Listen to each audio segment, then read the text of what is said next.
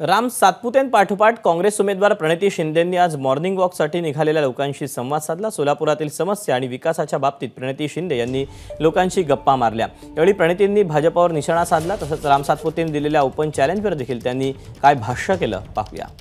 कालच त्यांच्या भाजपच्या खासदारांकडून संविधान बदलण्याचं ऑन रेकॉर्ड दोघांनी स्पीचेस दिले की आम्हाला संविधान बदलायचं, त्यासाठी राज्यसभेत मेजॉरिटी।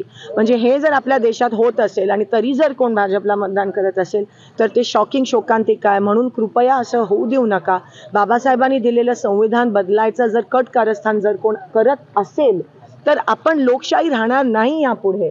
काही 10 वर्षात काय केलं असं आपण म्हणायला लागलात, तर विरोधकांकडून ओपन चॅलेंज देण्यात आले आपल्याला की 10 वर्षात काय केलं मोदी सरकारने, ते मुद्द्याचं बोलूयात। याबद्दल ते मी त्यांना चॅलेंज दिलाय, त्यांनी मला नाही दिलाय। मी कॅम्पेन लॉन्च केली की मुद्द्याचं बोलला। विरोधक म्हणतात 100% तयार आहे। कधी देताय तारीख? तुम्ही द्या वेळ, आपण त्यांच्यापर्यंत। मी इकडचीच आहे, मी अवेलेबल आहे 24/7। एबीपी माझा, उघडा डोळे बघा नीट।